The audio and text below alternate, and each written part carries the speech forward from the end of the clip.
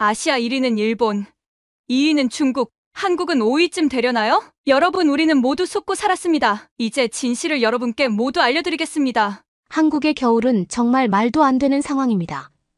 한국은 눈이 내려도 교통이 마비되지 않는 신기한 나라입니다.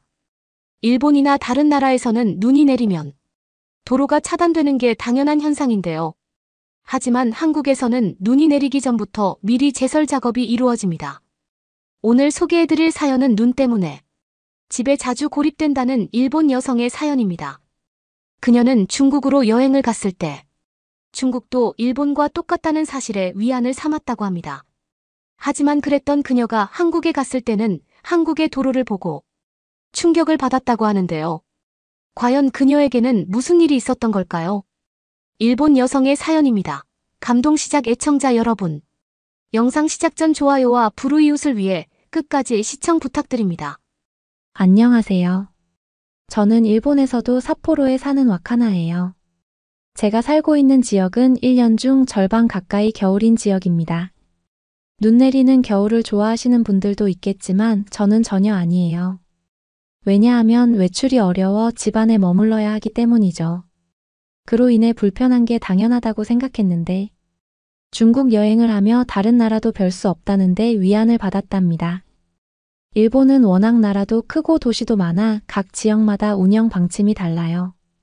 대부분 주택으로 이루어졌기 때문에 눈이 오면 집 앞 도로에 눈을 치우는 게 일상이죠. 문제는 밤새 내린 눈은 어떻게 하지 못한다는 점입니다. 출근을 하지도 못할 정도죠. 마을로 오는 큰 도로는 제설 작업이 이루어졌을지 몰라도 마을 사이의 길들은 눈이 고스란히 쌓여 있기 때문이에요. 그 눈을 치우지 않는다면 운전할 때 위험하고 결국 제설 작업이 말끔하게 이루어질 때까지 꼼짝없이 집안에 머물러야 하죠.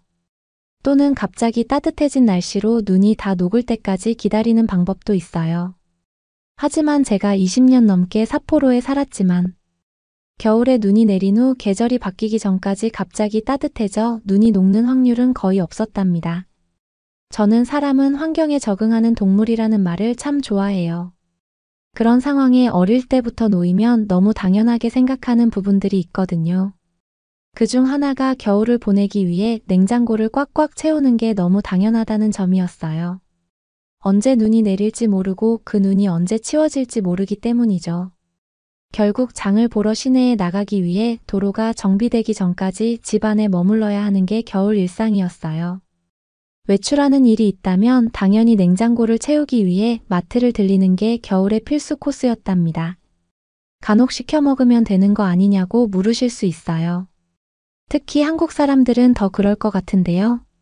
제가 사는 지역은 배달하는 업체가 손꼽힐 정도로 많지 않아요. 눈이 오면 그마저도 포기해야 하죠. 약속 역시 이웃들과 하는 게 대부분이에요. 눈이 오면 마을 입구에서 마을 안쪽에 사는 친구 집까지 걸어가는 것도 쉬운 게 아니기 때문입니다. 눈이 올 때 좋은 점이 있다면 단 하나 마을 사람들끼리 더욱 돈독해진다는 점일 것 같아요. 시내에 나가는 게 어렵고 혼자 집에서 지내는 건 심심하기에 주말이면 근처 집에서 파티가 열리곤 했거든요. 그런 일상을 지내다 보면 조금 우울해지는 경우도 있어요. 되도록 집안에서 편안한 활동을 즐기며 상황을 긍정적으로 바라보려고 했었죠. 그래서 처음 중국으로 여행을 준비했을 땐 설렘이 가득했어요. 중국은 일본과 다르게 상당히 발전된 모습들로 보였거든요. 지하철이 잘 되어 있는 것 같았고 추위를 견딜 수 있도록 집 역시 따뜻하게 설계된 것 같았기 때문입니다. 일본의 집은 겨울에 장작을 떼야 할 정도로 춥다는 건 굳이 덧붙이지 않아도 될 것 같네요. 여하튼 추운 겨울 일본 집에만 갇혀 지내는 게 싫어서 한 번은 중국 여행을 계획했어요. 이왕이면 대중교통이 잘 되어 있고 움직임이 편리한 나라에서 겨울을 마음껏 즐기고 싶었거든요. 하지만 저희 기대는 중국에 도착해 숙소에 들어가는 순간 와장창 무너졌답니다. 중국에 다양한 숙소들이 있었는데 호텔보단 중국의 느낌을 고스란히 느끼고 싶어 중국 전통의 집을 예약해서 도착했거든요. 놀라웠던 건 사진과 다르게 너무나 허름했다는 점이에요. 차라리 일본 집이 그리울 정도로 단열도 안 된 집은 장작을 태울 수 있는 난로조차 없었습니다. 결국 중국 숙소 안에서도 두꺼운 옷을 입고 지내야 했어요. 놀라운 점은 해가 떠 있는 낮엔 오히려 집 밖이 더 따뜻하게 느껴질 정도였죠. 어느 날 아침 중국 숙소에서 눈을 떴는데 평소와 다르게 창밖의 경적이 요란했어요. 도심에 있었던 숙소로 접근성이 좋아 결정했던 이유도 있었는데요. 그로 인해 눈이 오는 날이면 아침 일찍부터 마비된 교통으로 빵빵거리는 차들 때문에 잠을 깨야 했습니다. 눈이 상당히 많이 쌓여 있고 도로 정비도 안 되어 있는데 많은 차량은 아랑곳하지 않고 도로로 나왔어요. 당연히 차들은 뒤엉켰고 도로 위 차선이 보이지 않아 마치 주차장이 된 것처럼 아수라장을 방불케 하더라고요. 그런 모습들을 보고 있다가도 다행히 기차가 있으니 다른 지역으로 이동할 수 있다는 생각에 역으로 갔습니다. 일본과 다르게 중국은 동네마다 기차역이 잘 되어 있다고 들었거든요. 일본과 다르게 이동할 수 있다는 생각에 즐겁게 기차역으로 갔습니다. 운행하는 기차를 보며 어디를 갈지 살펴보다 1시간 거리에 있는 관광지를 다녀오기로 했어요. 이른 아침이었기에 그곳을 관광하고 오후 늦게 다시 기차를 타고 숙소로 돌아올 생각이었죠. 하지만 그날 전 숙소에 돌아오지 못했답니다. 갑자기 기차가 끊겼거든요. 다음 날 숙소에 돌아와서야 기차가 사고가 나서 운행이 중지되었었다는 사실을 알 수 있었어요. 다행히 제가 그 기차를 타지 않았다는데 감사했지만 중국도 겨울에 별 수 없다는 생각에 씁쓸해졌습니다. 오히려 위험할 뻔했던 순간들을 떠올렸어요. 눈이 내리고 위험한데 무분별하게 이동하는 중국인들이 떠올랐거든요. 차라리 일본 집에 있는 게 안전하다는 생각을 하며 겨울엔 여행을 하지 않기로 다짐했던 계기였습니다. 하지만 인생은 항상 뜻대로 되는 건 아니었어요. 한국 출장 일이 잡혔거든요. 그것도 겨울에 말입니다. 가고 싶지 않았는데 갈 수밖에 없었던 건 저에게 상당히 좋은 기회였기 때문이었어요. 기억에서 지우고 싶었던 중국 여행이 아시아 지역을 다녀온 유일한 팀원으로 인정되어 단독 출장의 기회를 잡았거든요. 이 기회를 잡으면 출장 다녀와 승진 명단에 올라갈 수 있다는 사실까지 완벽했죠. 겨울만 아니라면 말입니다. 머릿속이 복잡해졌지만 놓칠 수 없는 기회라 될 대로 돼 라는 마음으로 한국행 비행기에 탑승했어요. 어차피 한국도 중국과 근접했기에 별다른 기대를 하지 않았죠. 되도록 대중교통이 편리한 곳에 숙소를 잡았는데 그마저도 중국처럼 많은 눈이 내리면 무용지물이 될 거라는 걸 알기에 기대하지 않았습니다.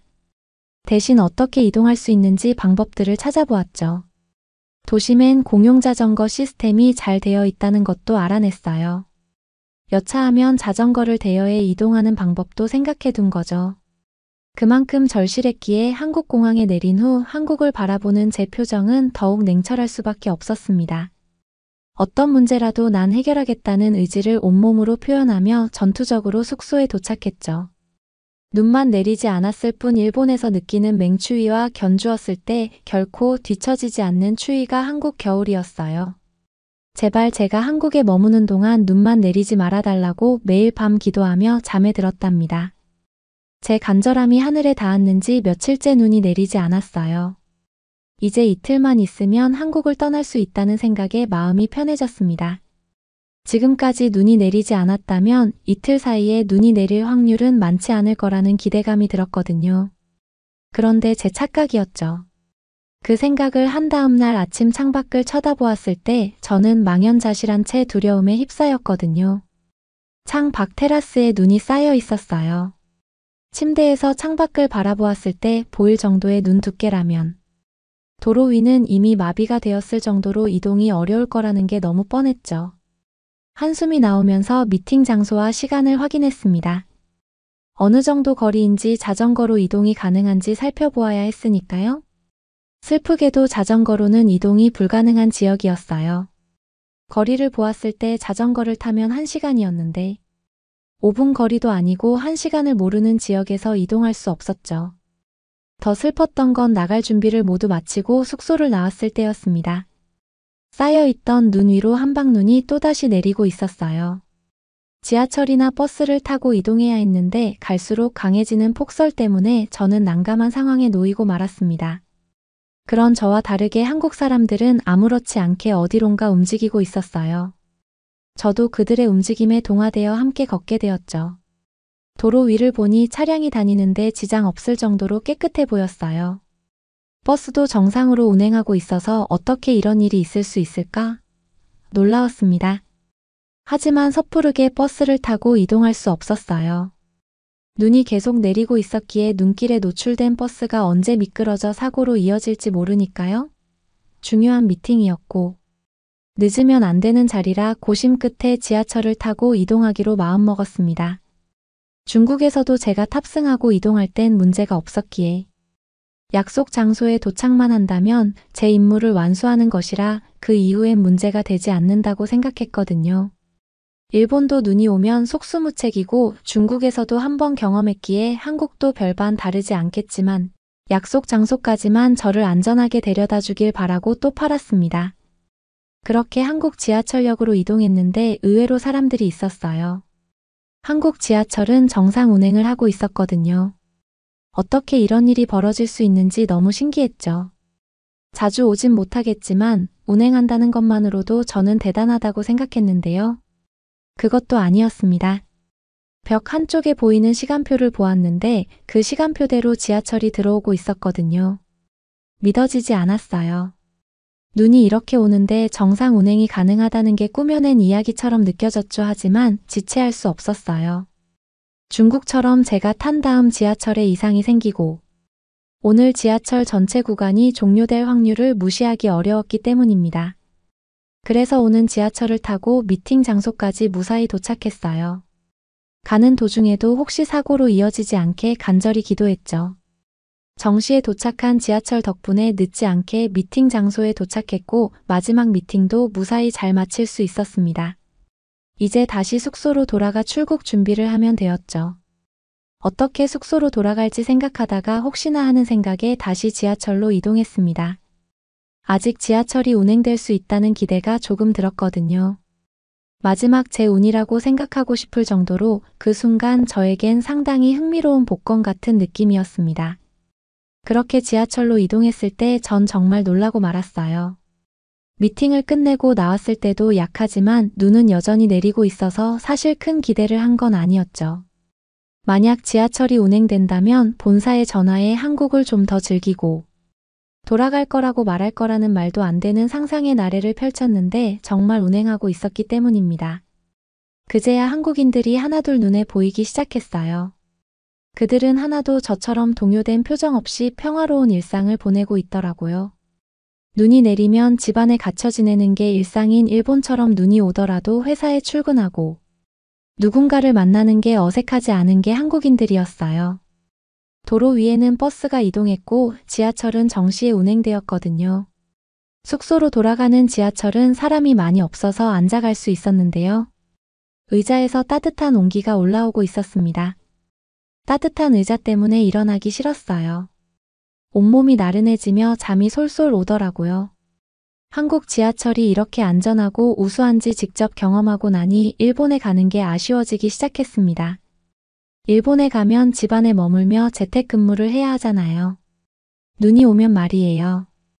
하지만 한국은 눈이 오더라도 이동하는데 아무런 지장이 없었어요. 어찌나 신기했던지 일주일 동안 한국을 여행하며 버스를 타고 여행했을 정도랍니다. 눈이 올 때 도심에서 버스를 타고 구경하는 건 정말 신기한 경험이었어요. 버스만 전용으로 다닐 수 있는 차선이 별도로 존재했는데 마치 지하철과 같이 줄지어가는 버스도 5분 내외로 도착할 정도로 자주 왔기 때문입니다. 신기했던 건 일본이나 중국에서는 눈이 오면 제설 작업이 잘 되지 않은 상황에서 많은 차들이 뒤엉켜 어느 차도 이동하지 못했거든요. 그런데 한국은 아니었습니다. 도로 위는 깔끔하게 정리가 되어 있었고 안전해서 어디를 이동하더라도 불편함이 없었기 때문이죠. 일본에서 경험하지 못했고 중국에서는 생각조차 할 수 없던 경험을 한국에서 할 수 있었어요. 평생 일본에서는 눈이 내리면 동네를 벗어날 생각을 거의 하지 못했는데요. 한국 도시에서 눈이 내리니 관광지나 쇼핑몰 등 어디를 구경하더라도 지장이 전혀 없었습니다. 그래서 마음껏 구경하며 즐길 수 있었어요. 특히 경복궁에 눈 내리는 모습은 정말 아직도 기억에 남아요. 일본엔 그렇게 오래된 건물들이 없거든요. 특히 경복궁에서 안쪽을 바라보면 산이 있어 정말 멀리 떠나온 느낌이 들었어요. 하지만 반대로 쳐다보면 높은 빌딩들이 하나둘 보이기 시작하며 떠난 여행을 마무리하는 느낌이 들며 감탄사가 절로 나왔습니다. 그리고 인상 깊었던 건 걸어서도 맛있는 식당들을 찾아다닐 수 있다는 점이었어요. 눈이 오더라도 이렇게 자유자재로 이동할 수 있는 나라가 있다니. 겨울마다 한국에 오고 싶은 마음이 들 정도였습니다. 그리고 정말 좋았던 건 숙소가 정말 따뜻했어요. 처음 한국 숙소에 갔을 땐 난방되는 난로가 없어 한국도 추울 거라고 생각했죠. 그래서 두꺼운 잠옷을 별도로 구매해 가지고 갔을 정도예요. 중국에서처럼 고생하기 싫었으니까요 하지만 오히려 바닥 난방으로 등만 대고 누우면 너무 뜨거워 속옷만 입고 잘 수밖에 없었답니다. 믿어지세요? 문을 열고 나가면 엄청난 폭설이 내리는데 집안은 더워 속옷만 입고 자야 한다니 한국 사람들이 부러워지는 순간이었죠. 그런데 아마 한국 사람들은 제가 일본에서 눈이 오면 갇혀 지냈던 게 일상이었던 것처럼 한국 사람들은 눈이 와도 이동하는 게 자유자재로 되는 게 익숙할 것 같아요.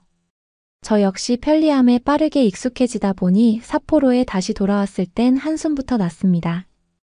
일본에 돌아와 집에 거의 다 왔을 때 눈이 내리기 시작했거든요. 며칠간 집안에 머물며 일본에 돌아온 지 일주일도 되지 않았는데 한국이 그리워졌네요. 여러분은 이번 사연을 통해 어떤 것을 느끼셨나요? 한국의 겨울을 경험했던 일본 여성의 사연이었습니다. 우리는 이 사연을 통해 한국과 일본의 겨울 생활 방식이 다르다는 사실을 알 수 있는데요. 한국에서는 아무리 많은 눈이 내려도 교통이 마비되는 것은 용납할 수 없습니다. 그래서 더욱더 철저하게 도로를 정비하고 대중교통 시스템을 발전시켰는데요.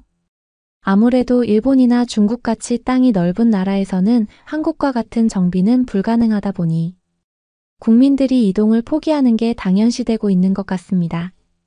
그래서 한국에서 눈이 내려도 자유롭게 이동하는 모습이 일본인의 시선에서는 부럽게 느껴졌는데요. 눈이 오는 날에도 불편함 없이 여행을 가고 일상을 보낼 수 있는 것이 한국의 매력 중 하나인 것 같네요. 그러면 더욱 감동적인 다음 사연으로 넘어가겠습니다. 안녕하세요. 그라이나에서 온 샤샤입니다. 공부를 엄청 잘하던 제 친한 친구가 있었는데요. 명문대를 포기하고 극소수만 뽑는 역군 특수학교에 들어가 여군이 되었어요. 한국 해병대처럼 군사훈련 엄청 강하게 받고 있다고 들었어요. 한국에 갔더니 군인 장교 출신이었던 아버지와 평생 원수가 되었다고 하더라고요. 그 친구의 이야기를 들려드릴게요. 안녕하세요. 저는 러시아 사람인 제시카예요. 앞 소개 영상의 주인공 샤샤의 소꿉친구입니다.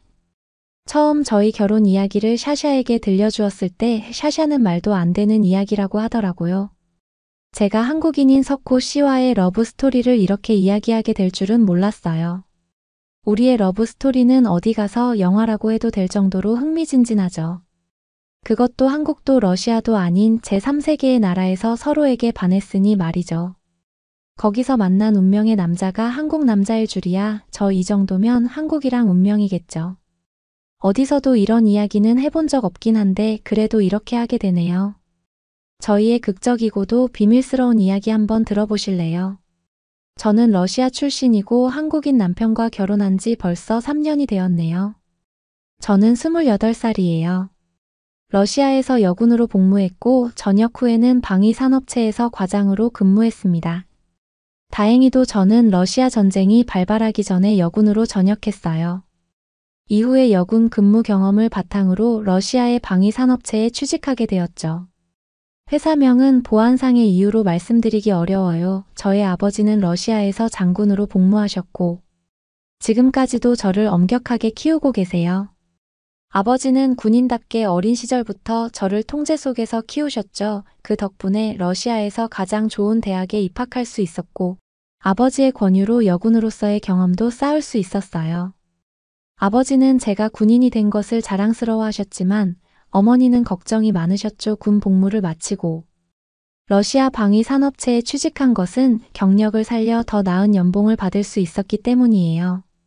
아버지는 장군으로 전역하신 후 요즘 러시아의 전시 상황을 보며 안타까워하고 계세요. 만약 젊었다면 직접 전장에 나가 지휘하고 싶다고 늘 말씀하시곤 해요. 저는 회사의 요청으로 중국 방산업체를 방문하게 되었을 때 사실 저는 중국이 크림반도 사태 때부터 러시아에 우호적이지 않았기 때문이죠.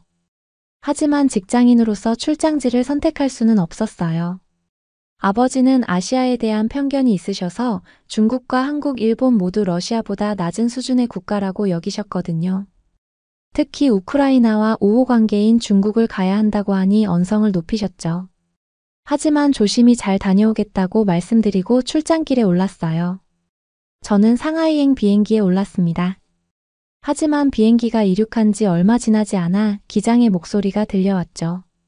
상하이 공항에 안개가 껴서 비행기가 연착될 거라는 안내였어요. 승객들의 실망감이 고스란히 느껴졌죠. 결국 우리 비행기는 인천국제공항에 불시착했어요. 지친 몸을 이끌고 터미널로 걸어 나오는데 한 대한항공 승무원이 다가와 말을 걸더라고요.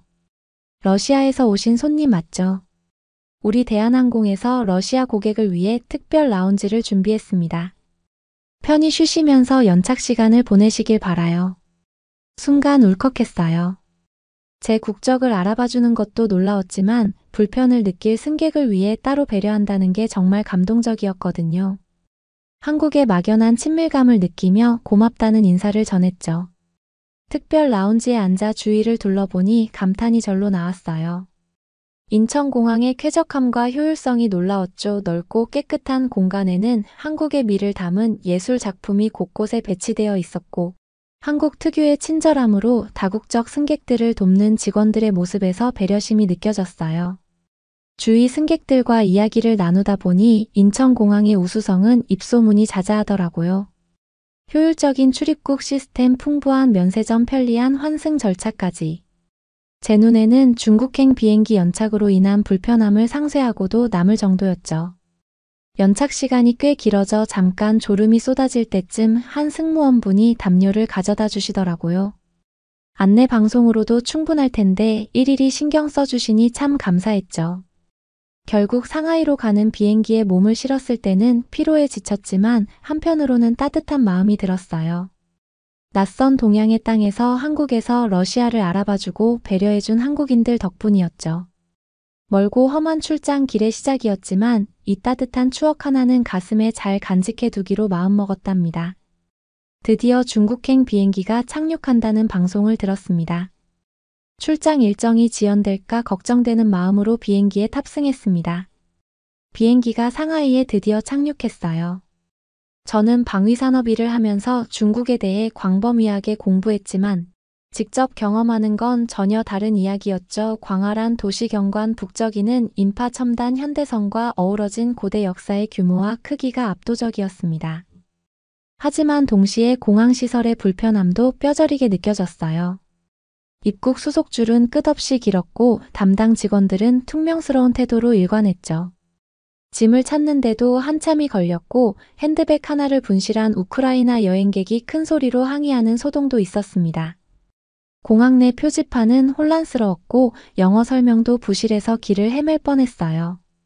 한 중년 남성이 제게 다가와 택시 승차권을 사겠냐고 했지만 뭔가 수상쩍어 정중히 거절했죠. 화장실에 간 것도 후회스러웠어요. 변기는 지저분했고 휴지도 없었거든요. 공항을 빠져나오니 매연 섞인 공기가 폐를 찔렀고 입국장 앞은 각종 인파로 북새통을 이뤘어요.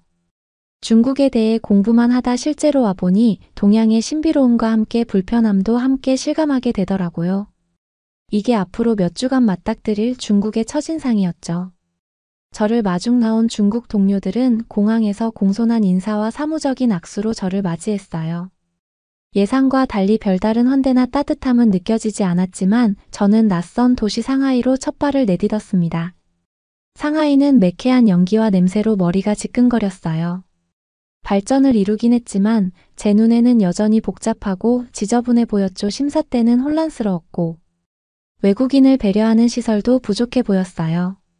집에 전화를 걸어 아버지께 무사히 도착했다고 알렸어요.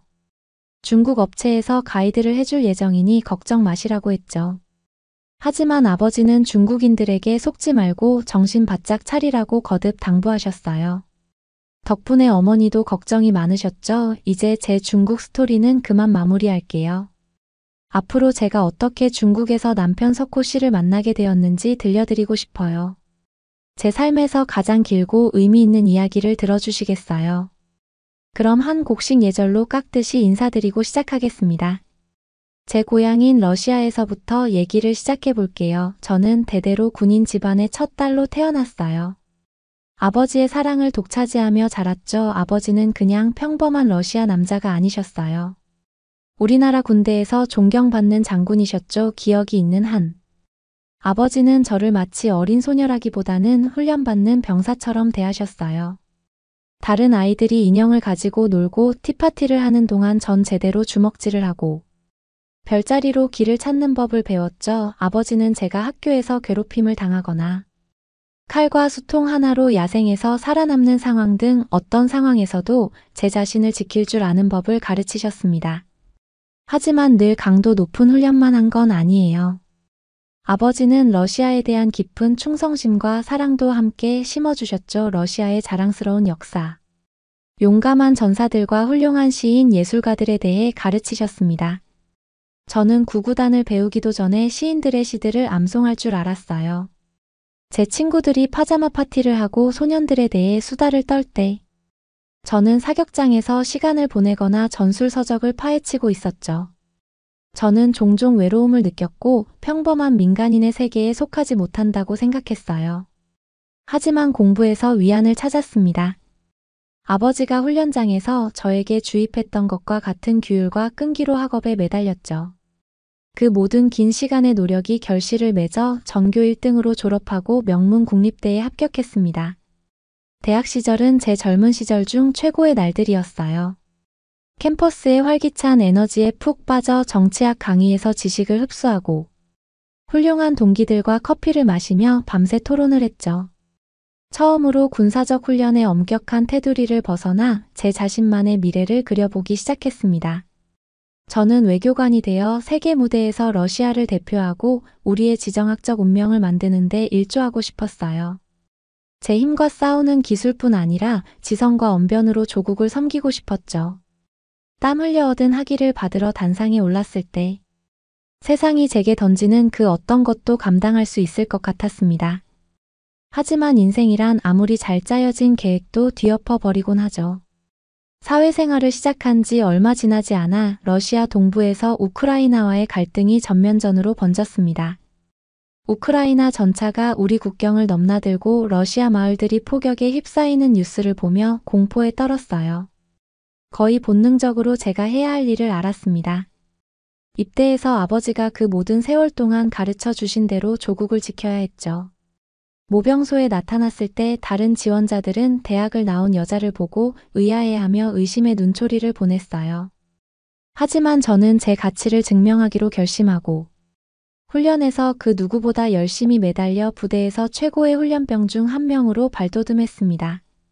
3년 동안 저는 온 마음과 영혼을 군 복무에 쏟아부었어요. 멀리서 박격포가 터지는 동안 소총을 꼭 붙들고 참호에서 얼어붙은 밤을 보냈죠. 의무 후송 헬기를 기다리며 부상당한 전우들을 돌보고 위로의 말을 건넸습니다.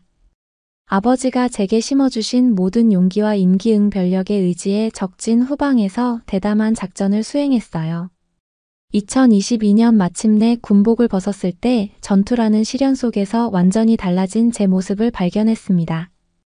인간성의 극단을 모두 목격했고 함께 싸운 전우들과 깨질 수 없는 유대감을 쌓았죠. 저는 더 강인하고 현명해졌으며 러시아를 지키는데 더욱 불타는 헌신을 품게 되었어요.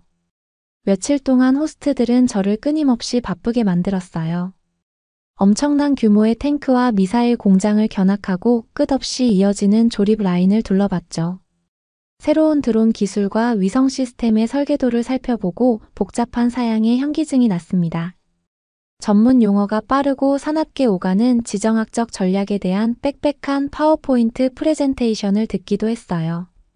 이 모든 과정에서 중국의 웅장한 야망과 실상 사이의 미묘한 불일치 막연한 불안감을 떨칠 수가 없었습니다.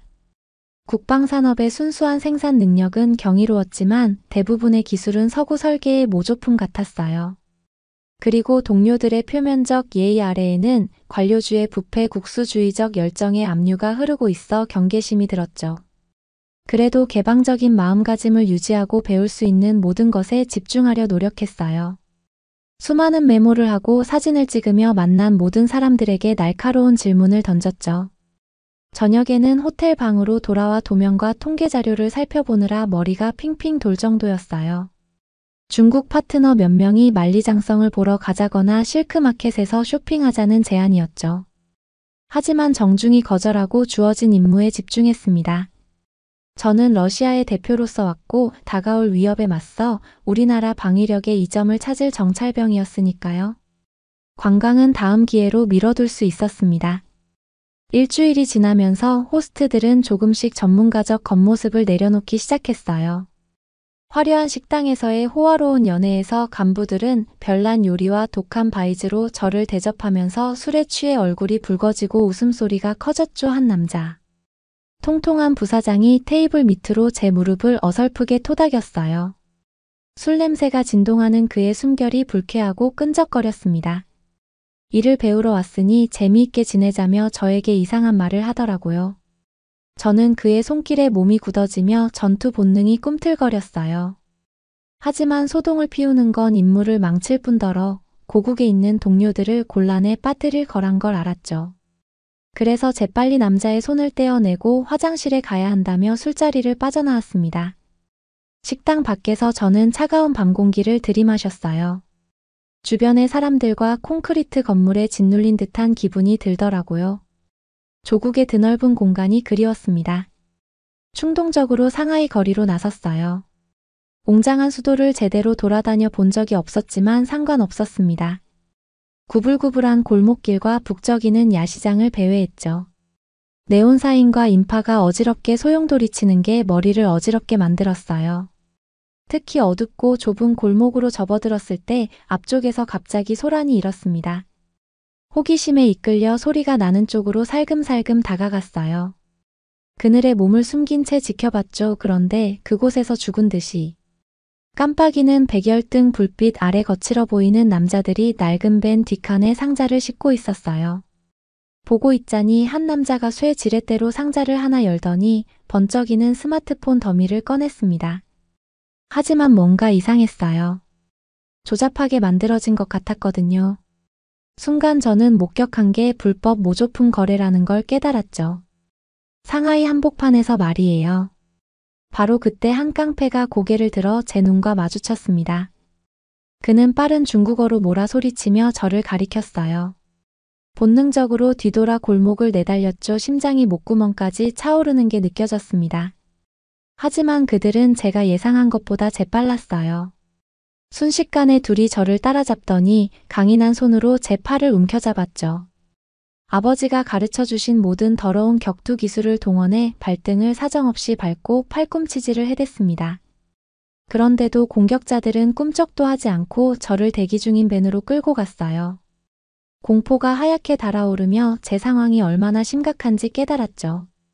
중국에서의 인신매매와 강제노역에 대한 암울한 통계가 머릿속을 스쳤어요.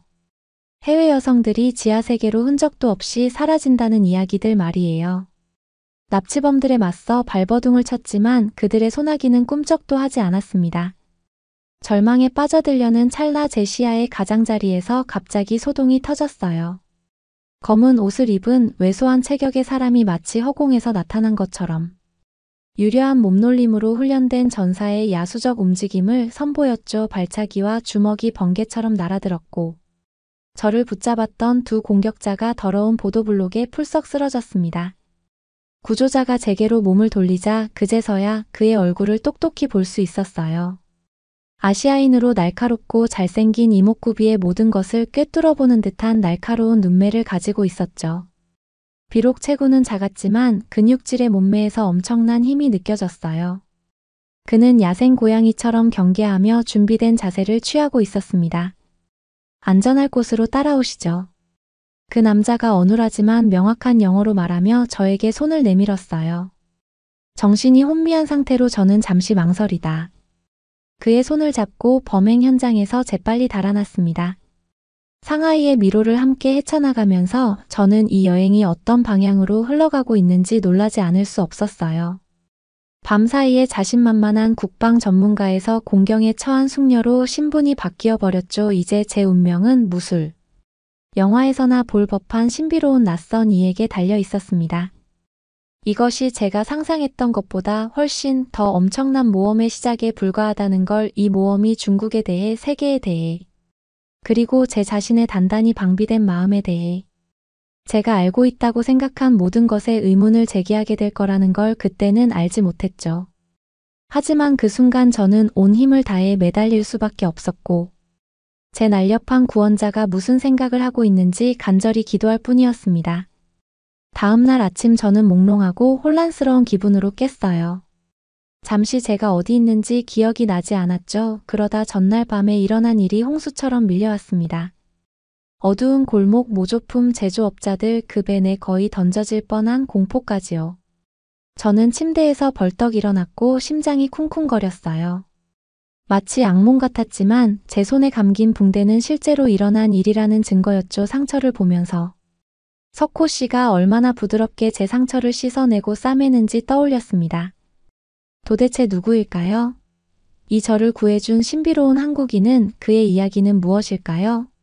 그가 저를 구해줬다는 이유만으로가 아니라 그에 대해 무언가가 저를 깊이 사로잡았다는 걸 깨달았어요. 시간을 확인하고는 아침 회의에 늦었다는 걸 알았지. 다급하게 옷을 입었는데 멍든 다리에 체중을 씻자 얼굴이 찌푸려졌어요. 회사에 도착했을 때 중국 동료들은 여느 때처럼 예의 바른 미소로 저를 맞이했지만 뭔가 수상쩍은 기운이 감돌았어요. 몸이 좋지 않다고 웅얼거리며 그날의 발표에 집중하려 했었죠. 하지만 제 마음은 석호 씨에게로 자꾸 떠돌았어요. 상하이의 골목을 함께 걸으며 보낸 시간. 차 한 잔을 마시며 대화를 나누던 조용한 교감의 순간들을 되새기고 있었죠. 그의 든든한 존재감, 부드러운 미소, 그가 주는 안전하면서도 생기 넘치는 느낌이 그리웠습니다. 회의가 끝나자마자 쉬어야겠다고 핑계를 대고 서둘러 호텔로 돌아왔어요. 하지만 제 방으로 가는 대신 로비를 지나 북적이는 거리로 나섰죠. 어디로 가는지 몰랐어요. 그저 머리를 비우고 싶었을 뿐이에요. 인파에 휩쓸려 상하이 거리를 무작정 걸었어요. 현대적인 고층 빌딩 사이에 옛 사찰들이 자리 잡고 이국적인 과일과 향신료로 가득한 색색의 시장을 보며 감탄했죠. 잠시나마 근심을 잊고 낯설고도 생기 넘치는 이곳의 풍경에 빠져들었습니다. 해가 저물기 시작할 무렵 완전히 길을 잃었다는 걸 깨달았어요. 익숙한 랜드마크나 도로 표지판을 찾아봤지만 모든 게 읽을 수 없는 한자로 쓰여 있었죠. 두려움이 스멀스멀 피어오르기 시작했어요. 집으로 돌아가는 길을 찾지 못하면, 어쩌지 또 다른 위험에 빠지면 어떡하지, 막 겁에 질리려는 찰나 누군가 제 이름을 부르는 소리가 들렸어요. 돌아보니 어제 저를 구해준 석호 씨가 걱정스러운 표정으로 제게 다가오고 있었죠. 안도감과 함께 설레는 감정이 밀려왔습니다. 제시카 씨, 그가 다가오며 말했어요. 걱정했어요. 괜찮으세요? 저는 고개를 끄덕이며 갑자기 부끄러워졌어요. 괜찮아요. 조용히 대답했죠. 그냥 잠깐 밖에 나올 필요가 있었어요. 머리 좀 식히려고요.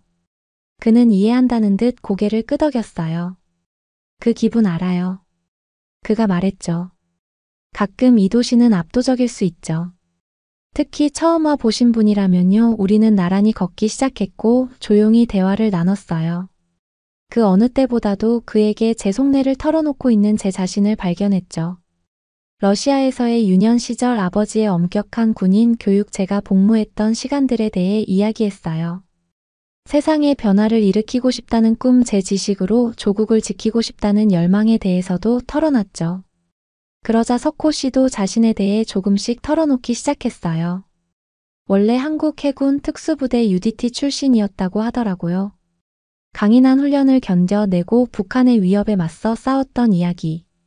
전역 후 한중 무역회사에 들어가 실력을 인정받아 주재원으로 상하이에 파견되었다는 말까지. 비록 체구는 작았지만 용맹한 정신과 놀라운 신체 능력을 가진 석호 씨, 우리는 자연스레 서로에 대한 호감을 느끼게 되었어요. 우리는 걷고 또 걸으며 이야기를 나누다 보니 어느새 조용한 공원에 도착해 있었어요. 작은 연못이 내려다 보이는 벤치에 앉아 노을이 물결 위로 주황색과 분홍색 빛을 들이우는 모습을 바라봤죠. 중국에 도착한 이후 처음으로 평온함이 밀려오는 걸 느꼈어요. 석호 씨를 바라보자 그는 이미 저를 응시하고 있었어요. 강렬하고도 탐색하는 듯한 눈빛이었죠. 한동안 우리는 그저 서로를 바라보기만 했어요. 그 사이로 묘한 기류가 흐르는 게 느껴졌죠. 그러더니 석호 씨가 천천히 손을 뻗어 제 손을 잡았어요. 그의 손길에 따스함이 전해졌고 온몸에 전율이 일었어요. 그 순간 우리 사이에 특별한 무언가가 싹트고 있다는 걸 직감했죠. 우정 이상의 감정 사랑이었던 거예요. 그 후 며칠 동안 석호 씨와 저는 시간 날 때마다 함께 보냈어요. 그는 저에게 상하이에서 제일 좋아하는 장소들을 보여줬죠. 고즈넉한 사찰 숨겨진 정원. 활기 넘치는 야시장까지 우리는 시간 가는 줄 모르고 수다를 떨었고 서로에 대해 더 많이 알아갔어요. 석호 씨는 무술에 능할 뿐 아니라 예리한 전략가라는 걸 알게 되었죠. 강인한 군인 정신과 부드러운 내면을 동시에 지닌 저에게 완벽한 남자였어요. 그의 곁에 있으면 세상 무엇도 두렵지 않을 것 같았죠. 함께 보낸 시간이 얼마 남지 않자. 점점 커져가는 아쉬움과 슬픔을 느꼈어요. 석호 씨와 이별하고 싶지 않았거든요. 차갑고 공허한 제 일상으로 돌아가고 싶지 않았죠. 이 행복하고 설레는 감정이 영원히 지속되길 바랐어요. 마지막 날 밤 석호 씨는 저를 한적한 공원에 초대했어요. 고풍스러운 정자에 앉아 맑은 달빛 아래 나직한 음악을 들었죠. 그리고 석호 씨가 제 양손을 꼭 잡더니 진지한 눈빛으로 속삭였어요. 제시카 씨 사랑합니다. 당신과 함께라면 제 인생이 완벽해질 거예요. 국적도 인종도 다 뛰어넘어 이 마음 변치 않을 거예요. 러시아로 돌아가도 한국에 살더라도 영원히 당신 곁을 지키고 싶습니다. 눈물이 왈칵 쏟아졌어요. 석호 씨, 저도 당신을 사랑해요. 운명 같은 이 만남을 놓치고 싶지 않아요. 앞으로 어떤 어려움이 있어도 당신과 함께 헤쳐나가고 싶어요. 우리는 입을 맞췄고 세상에서 가장 행복한 연인이 되었죠. 석호 씨 품에 안겨 깊은 키스를 나누며 앞으로 우리가 만들어갈 놀라운 미래를 그려봤어요. 함께 걸어갈 길이 순탄치만은 않겠지만 우리 사이의 사랑만큼은 영원할 거라는 확신이 들었죠. 다음 날 아침 러시아행 비행기에 오르며 복잡한 심경이었어요. 석호 씨와 이별하기가 너무 힘들었지만 동시에 앞으로 펼쳐질 우리의 행복한 내일이 기대되기도 했죠.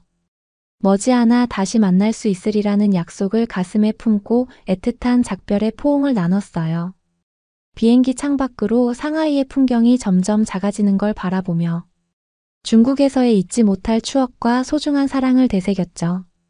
아버지가 꿈꾸신 제 모습과는 사뭇 달랐지만 저는 이미 새로운 꿈을 갖게 되었어요. 석호 씨와 손잡고 세계 평화와 인류에 기여하는 산말이에요. 국경을 초월한 사랑의 힘으로 모든 편견과 갈등을 이겨내리라 다짐했죠. 한국행 비행은 기대와 설렘으로 가득했어요. 석호 씨와의 재회 그리고 앞으로 펼쳐질 우리의 밝은 내일을 향한 출발이었으니까요. 인천공항에 도착해서도 한국에 대한 호감이 이어졌어요. 아버지는 장군으로 전역하신 후 요즘 러시아의 전시 상황을 보며 안타까워하고 계세요. 만약 젊었다면 직접 전장에 나가 지휘하고 싶다고 늘 말씀하시곤 해요. 저는 회사의 요청으로 중국 방산업체를 방문하게 되었을 때 사실 저는 중국이 크림반도 사태 때부터 러시아에 우호적이지 않았기 때문이죠. 하지만 직장인으로서 출장지를 선택할 수는 없었어요.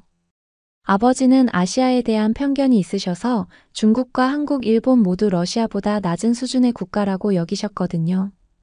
특히 우크라이나와 우호 관계인 중국을 가야 한다고 하니 언성을 높이셨죠. 하지만 조심히 잘 다녀오겠다고 말씀드리고 출장길에 올랐어요. 저는 상하이행 비행기에 올랐습니다. 하지만 비행기가 이륙한 지 얼마 지나지 않아 기장의 목소리가 들려왔죠. 상하이 공항에 안개가 껴서 비행기가 연착될 거라는 안내였어요. 승객들의 실망감이 고스란히 느껴졌죠. 결국 우리 비행기는 인천국제공항에 불시착했어요. 지친 몸을 이끌고 터미널로 걸어 나오는데 한 대한항공 승무원이 다가와 말을 걸더라고요. 러시아에서 오신 손님 맞죠?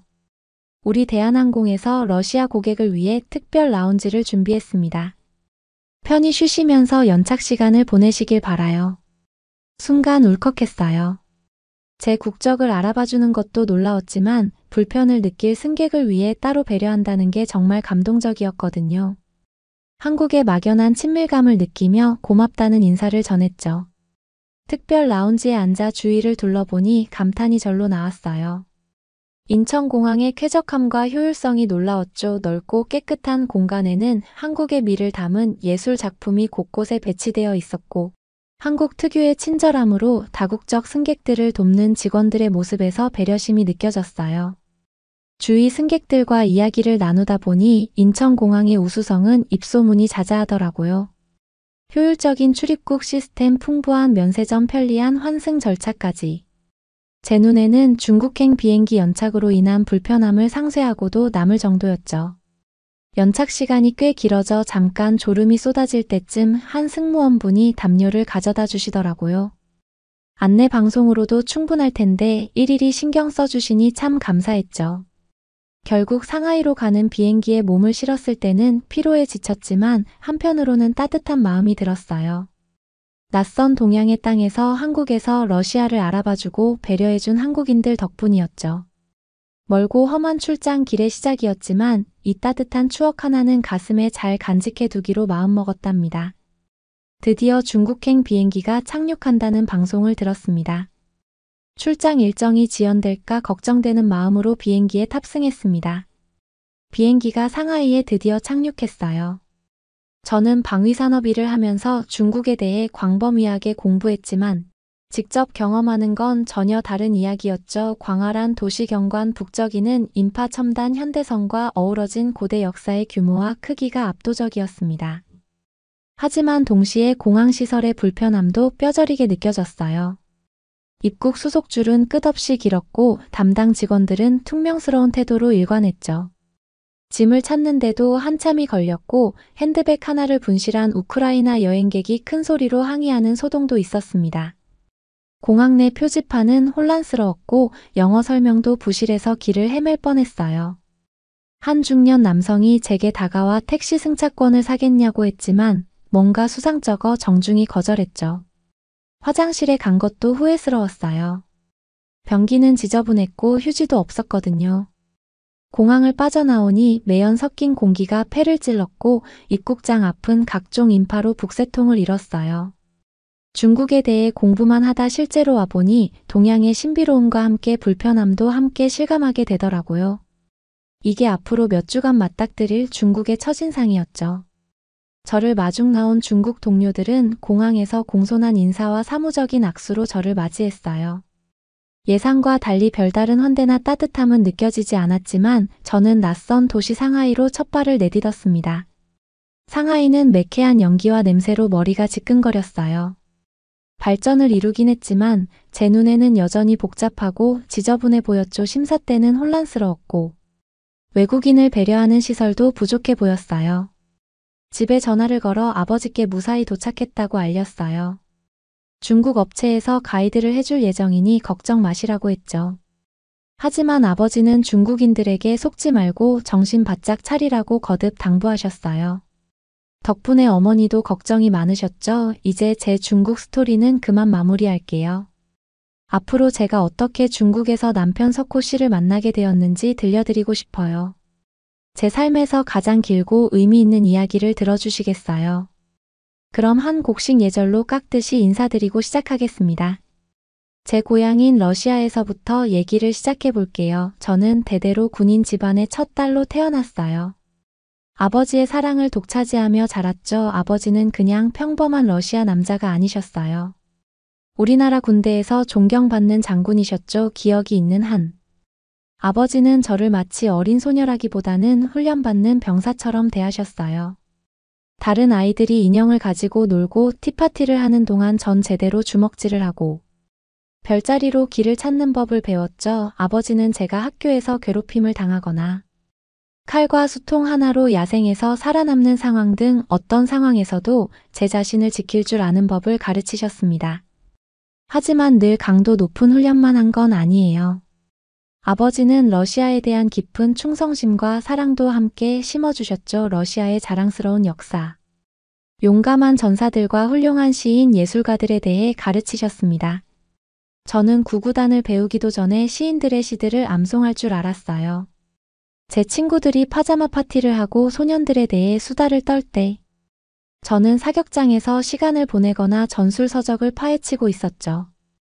저는 종종 외로움을 느꼈고 평범한 민간인의 세계에 속하지 못한다고 생각했어요.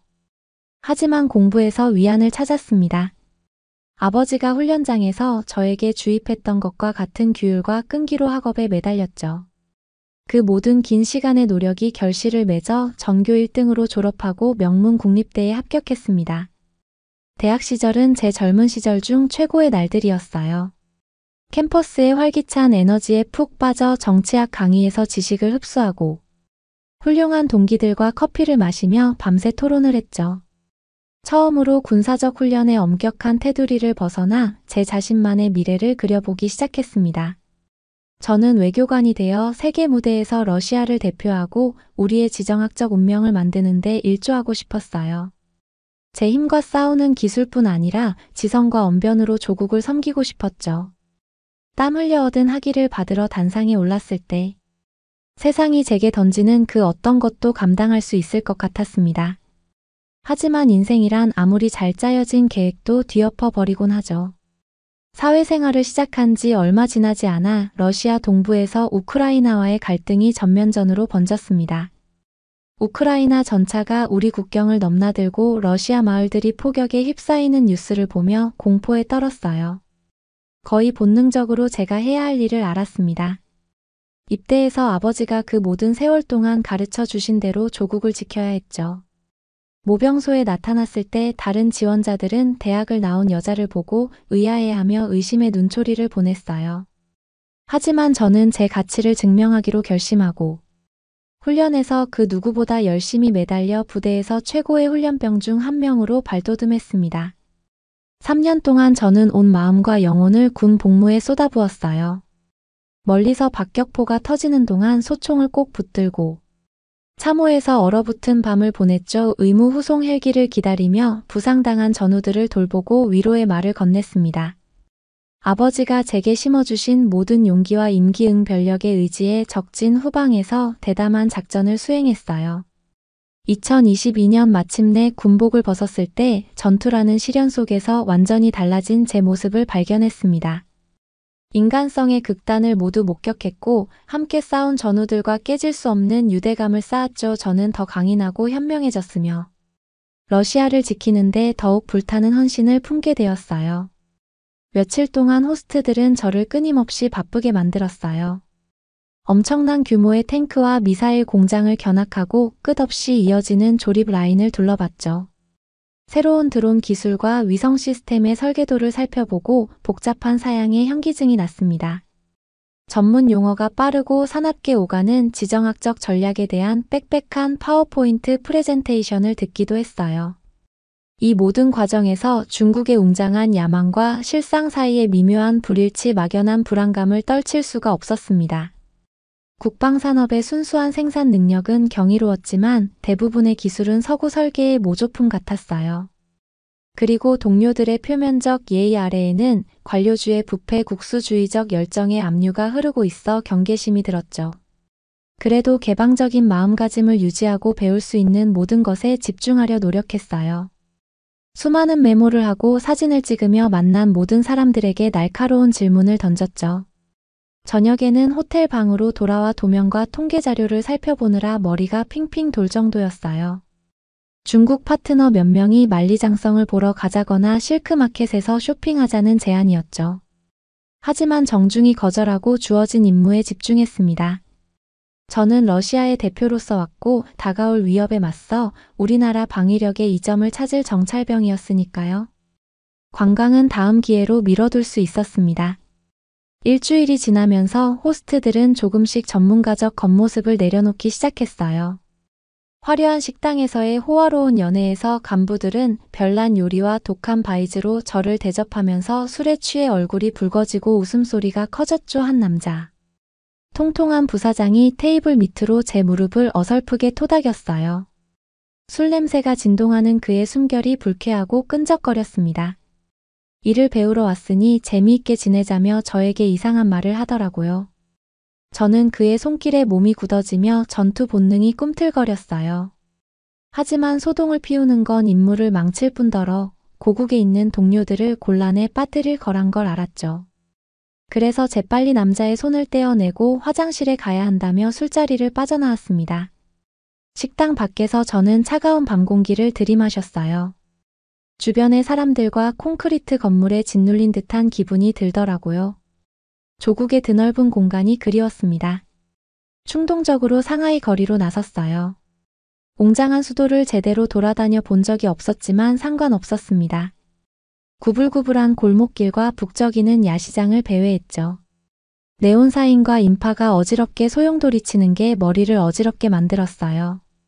특히 어둡고 좁은 골목으로 접어들었을 때 앞쪽에서 갑자기 소란이 일었습니다. 호기심에 이끌려 소리가 나는 쪽으로 살금살금 다가갔어요. 그늘에 몸을 숨긴 채 지켜봤죠. 그런데 그곳에서 죽은 듯이 깜빡이는 백열등 불빛 아래 거칠어 보이는 남자들이 낡은 밴 뒷칸에 상자를 싣고 있었어요. 보고 있자니 한 남자가 쇠 지렛대로 상자를 하나 열더니 번쩍이는 스마트폰 더미를 꺼냈습니다. 하지만 뭔가 이상했어요. 조잡하게 만들어진 것 같았거든요. 순간 저는 목격한 게 불법 모조품 거래라는 걸 깨달았죠. 상하이 한복판에서 말이에요. 바로 그때 한 깡패가 고개를 들어 제 눈과 마주쳤습니다. 그는 빠른 중국어로 뭐라 소리치며 저를 가리켰어요. 본능적으로 뒤돌아 골목을 내달렸죠. 심장이 목구멍까지 차오르는 게 느껴졌습니다. 하지만 그들은 제가 예상한 것보다 재빨랐어요. 순식간에 둘이 저를 따라잡더니 강인한 손으로 제 팔을 움켜잡았죠. 아버지가 가르쳐주신 모든 더러운 격투 기술을 동원해 발등을 사정없이 밟고 팔꿈치질을 해댔습니다. 그런데도 공격자들은 꿈쩍도 하지 않고 저를 대기 중인 밴으로 끌고 갔어요. 공포가 하얗게 달아오르며 제 상황이 얼마나 심각한지 깨달았죠. 중국에서의 인신매매와 강제노역에 대한 암울한 통계가 머릿속을 스쳤어요. 해외 여성들이 지하세계로 흔적도 없이 사라진다는 이야기들 말이에요. 납치범들에 맞서 발버둥을 쳤지만 그들의 소나기는 꿈쩍도 하지 않았습니다. 절망에 빠져들려는 찰나 제 시야의 가장자리에서 갑자기 소동이 터졌어요. 검은 옷을 입은 왜소한 체격의 사람이 마치 허공에서 나타난 것처럼 유려한 몸놀림으로 훈련된 전사의 야수적 움직임을 선보였죠. 발차기와 주먹이 번개처럼 날아들었고 저를 붙잡았던 두 공격자가 더러운 보도블록에 풀썩 쓰러졌습니다. 구조자가 제게로 몸을 돌리자 그제서야 그의 얼굴을 똑똑히 볼 수 있었어요. 아시아인으로 날카롭고 잘생긴 이목구비의 모든 것을 꿰뚫어보는 듯한 날카로운 눈매를 가지고 있었죠. 비록 체구는 작았지만 근육질의 몸매에서 엄청난 힘이 느껴졌어요. 그는 야생 고양이처럼 경계하며 준비된 자세를 취하고 있었습니다. 안전할 곳으로 따라오시죠. 그 남자가 어눌하지만 명확한 영어로 말하며 저에게 손을 내밀었어요. 정신이 혼미한 상태로 저는 잠시 망설이다. 그의 손을 잡고 범행 현장에서 재빨리 달아났습니다. 상하이의 미로를 함께 헤쳐나가면서 저는 이 여행이 어떤 방향으로 흘러가고 있는지 놀라지 않을 수 없었어요. 밤사이에 자신만만한 국방 전문가에서 공경에 처한 숙녀로 신분이 바뀌어 버렸죠. 이제 제 운명은 무술. 영화에서나 볼 법한 신비로운 낯선 이에게 달려 있었습니다. 이것이 제가 상상했던 것보다 훨씬 더 엄청난 모험의 시작에 불과하다는 걸, 이 모험이 중국에 대해, 세계에 대해, 그리고 제 자신의 단단히 방비된 마음에 대해, 제가 알고 있다고 생각한 모든 것에 의문을 제기하게 될 거라는 걸 그때는 알지 못했죠. 하지만 그 순간 저는 온 힘을 다해 매달릴 수밖에 없었고, 제 날렵한 구원자가 무슨 생각을 하고 있는지 간절히 기도할 뿐이었습니다. 다음 날 아침 저는 몽롱하고 혼란스러운 기분으로 깼어요. 잠시 제가 어디 있는지 기억이 나지 않았죠. 그러다 전날 밤에 일어난 일이 홍수처럼 밀려왔습니다. 어두운 골목, 모조품 제조업자들, 그 밴에 거의 던져질 뻔한 공포까지요. 저는 침대에서 벌떡 일어났고 심장이 쿵쿵거렸어요. 마치 악몽 같았지만 제 손에 감긴 붕대는 실제로 일어난 일이라는 증거였죠. 상처를 보면서 석호 씨가 얼마나 부드럽게 제 상처를 씻어내고 싸매는지 떠올렸습니다. 도대체 누구일까요? 이 저를 구해준 신비로운 한국인은, 그의 이야기는 무엇일까요? 그가 저를 구해줬다는 이유만으로가 아니라 그에 대해 무언가가 저를 깊이 사로잡았다는 걸 깨달았어요. 시간을 확인하고는 아침 회의에 늦었다는 걸 알았지. 다급하게 옷을 입었는데 멍든 다리에 체중을 싣자 얼굴이 찌푸려졌어요. 회사에 도착했을 때 중국 동료들은 여느 때처럼 예의 바른 미소로 저를 맞이했지만 뭔가 수상쩍은 기운이 감돌았어요. 몸이 좋지 않다고 웅얼거리며 그날의 발표에 집중하려 했었죠. 하지만 제 마음은 석호 씨에게로 자꾸 떠돌았어요. 상하이의 골목을 함께 걸으며 보낸 시간. 차 한 잔을 마시며 대화를 나누던 조용한 교감의 순간들을 되새기고 있었죠. 그의 든든한 존재감, 부드러운 미소, 그가 주는 안전하면서도 생기 넘치는 느낌이 그리웠습니다. 회의가 끝나자마자 쉬어야겠다고 핑계를 대고 서둘러 호텔로 돌아왔어요. 하지만 제 방으로 가는 대신 로비를 지나 북적이는 거리로 나섰죠. 어디로 가는지 몰랐어요. 그저 머리를 비우고 싶었을 뿐이에요. 인파에 휩쓸려 상하이 거리를 무작정 걸었어요. 현대적인 고층 빌딩 사이에 옛 사찰들이 자리 잡고 이국적인 과일과 향신료로 가득한 색색의 시장을 보며 감탄했죠. 잠시나마 근심을 잊고 낯설고도 생기 넘치는 이곳의 풍경에 빠져들었습니다. 해가 저물기 시작할 무렵 완전히 길을 잃었다는 걸 깨달았어요. 익숙한 랜드마크나 도로 표지판을 찾아봤지만 모든 게 읽을 수 없는 한자로 쓰여 있었죠. 두려움이 스멀스멀 피어오르기 시작했어요. 집으로 돌아가는 길을 찾지 못하면 어쩌지, 또 다른 위험에 빠지면 어떡하지, 막 겁에 질리려는 찰나 누군가 제 이름을 부르는 소리가 들렸어요. 돌아보니 어제 저를 구해준 석호 씨가 걱정스러운 표정으로 제게 다가오고 있었죠. 안도감과 함께 설레는 감정이 밀려왔습니다. 제시카 씨, 그가 다가오며 말했어요. 걱정했어요. 괜찮으세요? 저는 고개를 끄덕이며 갑자기 부끄러워졌어요. 괜찮아요. 조용히 대답했죠. 그냥 잠깐 밖에 나올 필요가 있었어요. 머리 좀 식히려고요. 그는 이해한다는 듯 고개를 끄덕였어요. 그 기분 알아요. 그가 말했죠. 가끔 이 도시는 압도적일 수 있죠. 특히 처음 와 보신 분이라면요. 우리는 나란히 걷기 시작했고 조용히 대화를 나눴어요. 그 어느 때보다도 그에게 제 속내를 털어놓고 있는 제 자신을 발견했죠. 러시아에서의 유년 시절, 아버지의 엄격한 군인 교육, 제가 복무했던 시간들에 대해 이야기했어요. 세상의 변화를 일으키고 싶다는 꿈, 제 지식으로 조국을 지키고 싶다는 열망에 대해서도 털어놨죠. 그러자 석호 씨도 자신에 대해 조금씩 털어놓기 시작했어요. 원래 한국 해군 특수부대 UDT 출신이었다고 하더라고요. 강인한 훈련을 견뎌내고 북한의 위협에 맞서 싸웠던 이야기. 전역 후 한중 무역회사에 들어가 실력을 인정받아 주재원으로 상하이에 파견되었다는 말까지. 비록 체구는 작았지만 용맹한 정신과 놀라운 신체 능력을 가진 석호 씨, 우리는 자연스레 서로에 대한 호감을 느끼게 되었어요.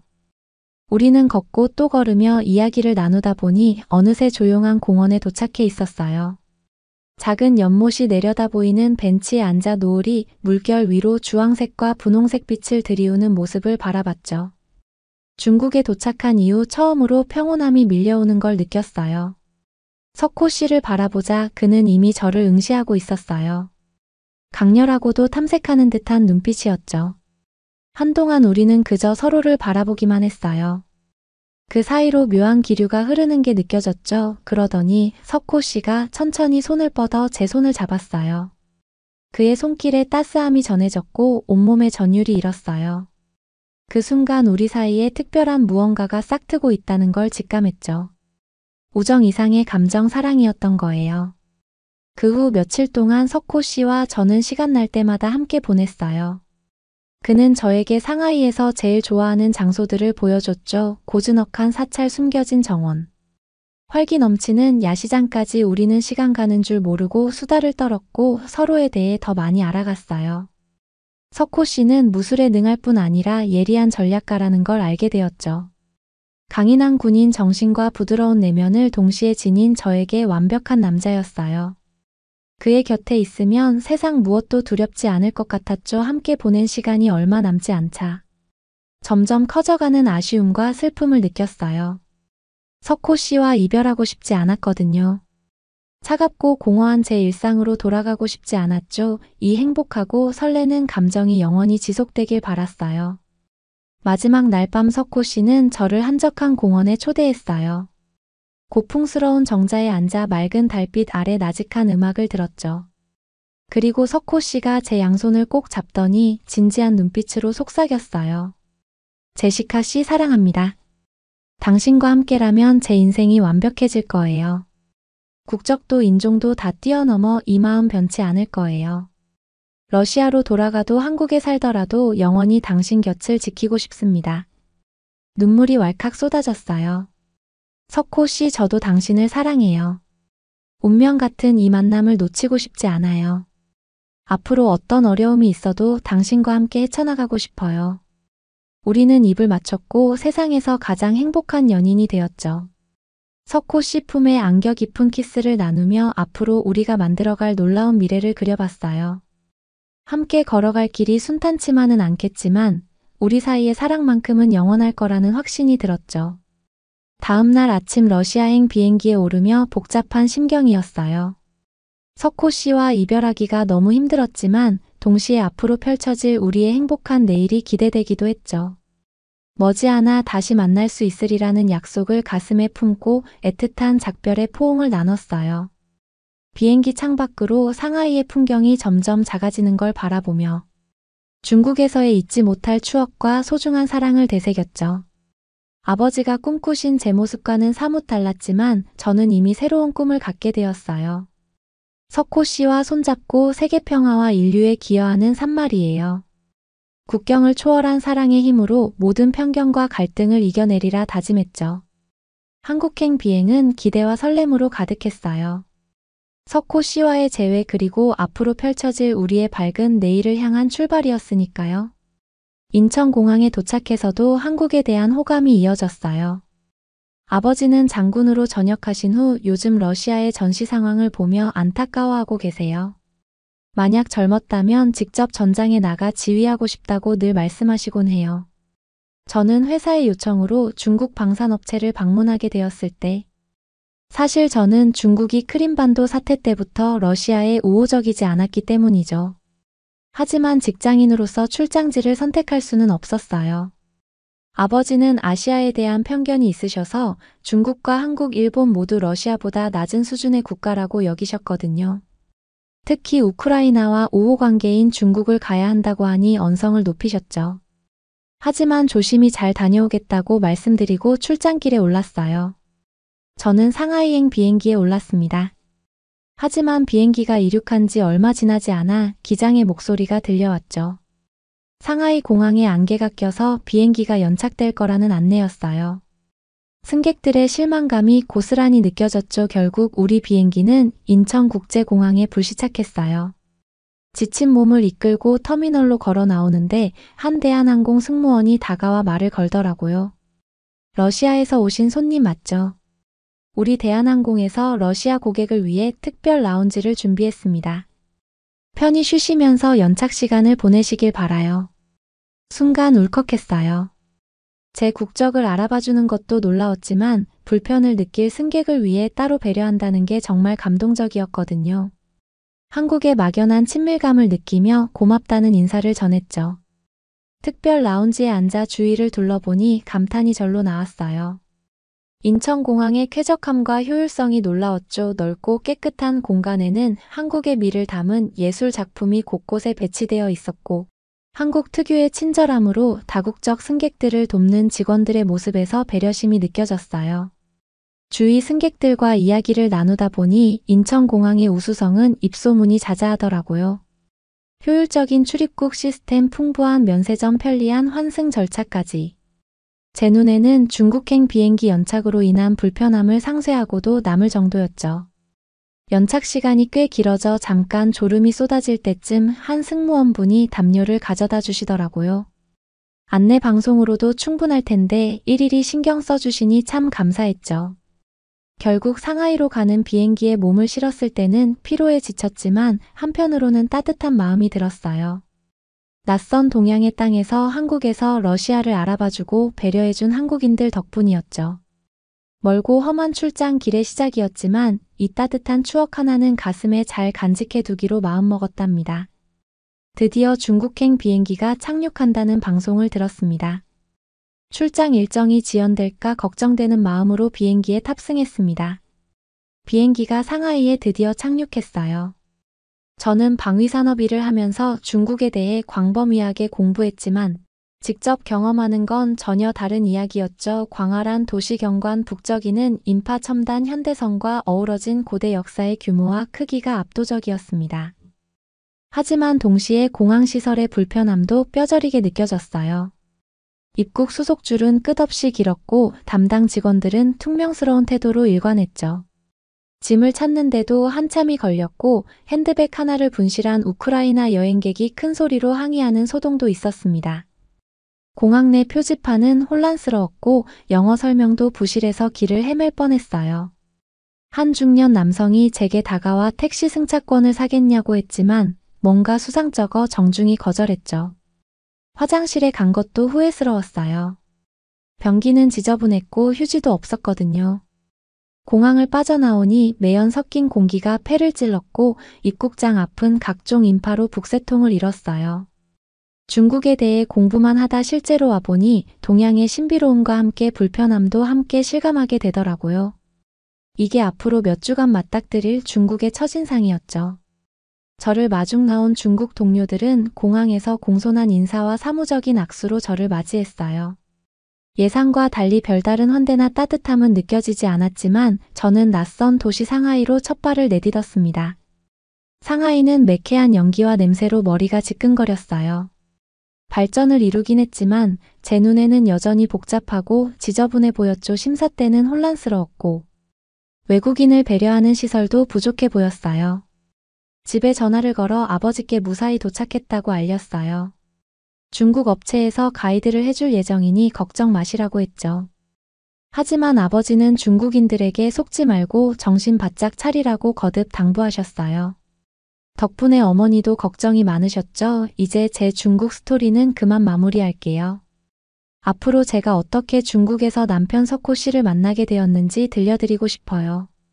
제 삶에서 가장 길고 의미 있는 이야기를 들어주시겠어요? 그럼 한 곡씩 예절로 깎듯이 인사드리고 시작하겠습니다. 제 고향인 러시아에서부터 얘기를 시작해 볼게요. 저는 대대로 군인 집안의 첫 딸로 태어났어요. 아버지의 사랑을 독차지하며 자랐죠. 아버지는 그냥 평범한 러시아 남자가 아니셨어요. 우리나라 군대에서 존경받는 장군이셨죠. 기억이 있는 한. 아버지는 저를 마치 어린 소녀라기보다는 훈련받는 병사처럼 대하셨어요. 다른 아이들이 인형을 가지고 놀고 티파티를 하는 동안 전 제대로 주먹질을 하고 별자리로 길을 찾는 법을 배웠죠. 아버지는 제가 학교에서 괴롭힘을 당하거나 칼과 수통 하나로 야생에서 살아남는 상황 등 어떤 상황에서도 제 자신을 지킬 줄 아는 법을 가르치셨습니다. 하지만 늘 강도 높은 훈련만 한 건 아니에요. 아버지는 러시아에 대한 깊은 충성심과 사랑도 함께 심어주셨죠. 러시아의 자랑스러운 역사, 용감한 전사들과 훌륭한 시인 예술가들에 대해 가르치셨습니다. 저는 구구단을 배우기도 전에 시인들의 시들을 암송할 줄 알았어요. 제 친구들이 파자마 파티를 하고 소년들에 대해 수다를 떨 때 저는 사격장에서 시간을 보내거나 전술서적을 파헤치고 있었죠. 저는 종종 외로움을 느꼈고 평범한 민간인의 세계에 속하지 못한다고 생각했어요. 하지만 공부에서 위안을 찾았습니다. 아버지가 훈련장에서 저에게 주입했던 것과 같은 규율과 끈기로 학업에 매달렸죠. 그 모든 긴 시간의 노력이 결실을 맺어 전교 1등으로 졸업하고 명문 국립대에 합격했습니다. 대학 시절은 제 젊은 시절 중 최고의 날들이었어요. 캠퍼스의 활기찬 에너지에 푹 빠져 정치학 강의에서 지식을 흡수하고 훌륭한 동기들과 커피를 마시며 밤새 토론을 했죠. 처음으로 군사적 훈련의 엄격한 테두리를 벗어나 제 자신만의 미래를 그려보기 시작했습니다. 저는 외교관이 되어 세계 무대에서 러시아를 대표하고 우리의 지정학적 운명을 만드는 데 일조하고 싶었어요. 제 힘과 싸우는 기술뿐 아니라 지성과 언변으로 조국을 섬기고 싶었죠. 땀 흘려 얻은 학위를 받으러 단상에 올랐을 때 세상이 제게 던지는 그 어떤 것도 감당할 수 있을 것 같았습니다. 하지만 인생이란 아무리 잘 짜여진 계획도 뒤엎어 버리곤 하죠.